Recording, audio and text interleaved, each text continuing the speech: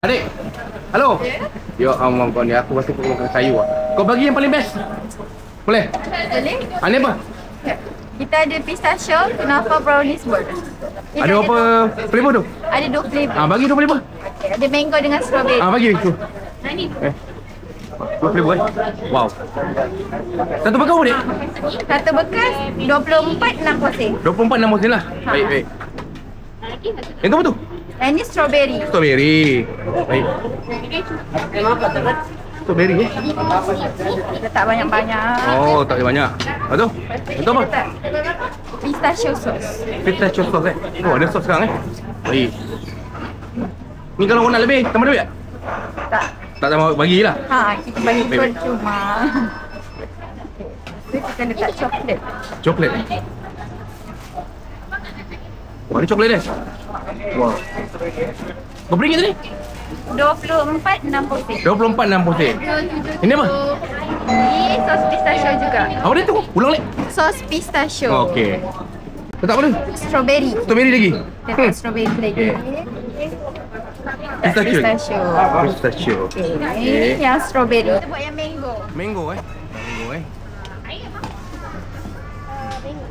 Pistachio. Sos pistachio. Okey. Oh, dia mix kan boleh? Boleh. Oh, boleh mix kan lah? Baik. Letak coklat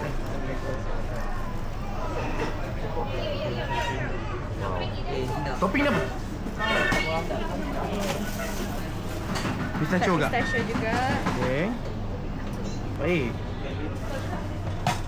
Adik, apa lagi yang best ni? Chocolate bar. Mana? Kita ada 4 flavor. 4 flavor. Yang atas siapa? Yang ni coconut. Ni Coconut. flavor baru. Okey, flavor baru. Yang ni red velvet. Flavor baru Okey, juga. ini? Yang ni pistachio, best seller kita. Best seller yang ni? Lotus. Protein. Okey, satu kotak apa? Satu kotak 29.90 sen. Kurma bersalut coklat. Kurma bersalut coklat. Satu pisau apa? Satu piece tak jual. Tak jual? Dia satu set 4 piece 29.90 sen. 29.90 sen. Bagilah. Boleh campur-campur? Boleh. Saya campur ni. Yang ni hazelnut. Okey. Yang ni pistachio. Pistachio. Yang ni mix. Mix kan tu? Yang mix. Okey. Semua nuts Okey. dia campur. Okey. Yang ni lotus. Lotus. Ni cashew. Cashew. Cashew. Kunafa finger. Pun sama beratur. Ramai lagi tak? Dia.